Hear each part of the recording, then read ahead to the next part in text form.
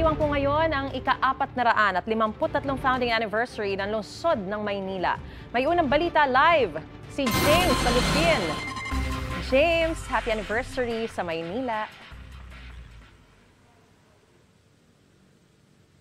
Maris, good morning. Bahagi ng pagdiriwang ng Araw ng Maynila, yung wreath-laying ceremony na isasagawa po dito yan sa Raha Sulaiman Park sa Malate, Maynila. Pangungunahan ni Manila Mayor Hani Lacuna at Vice Mayor Yul Serbo ang pag-aalay ng bulaklak bilang pagbibigay pugay kay Raha Sulaiman ngayong alas 7:30 ng umaga. Si Raha Sulaiman po isa sa mga dato na lumaban sa mga Kastila nang dumating sila sa Maynila noong 16th century. Ngayong ika-453 founding anniversary ng lungsod, magkakaroon din ng civil and military parade. Kaya abiso sa mga motorista, pansamantalang saradong ilang kalsada rito sa Maynila.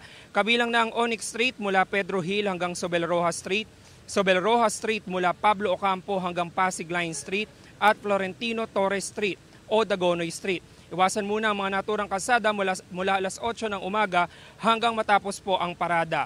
Special non-working holiday po ngayong araw dito sa lungsod ng Maynila bilang bahagi ng pagdiriwang.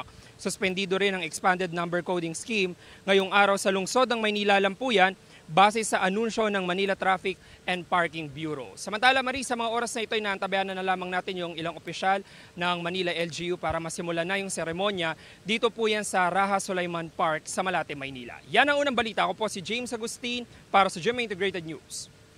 Mga kapuso, para una ka sa mga balita, mag-subscribe sa GMA Integrated News sa YouTube. Sa mga kapuso abroad, subaybayan niyo po kami sa GMA Pinoy TV at sa www.gmanews.tv.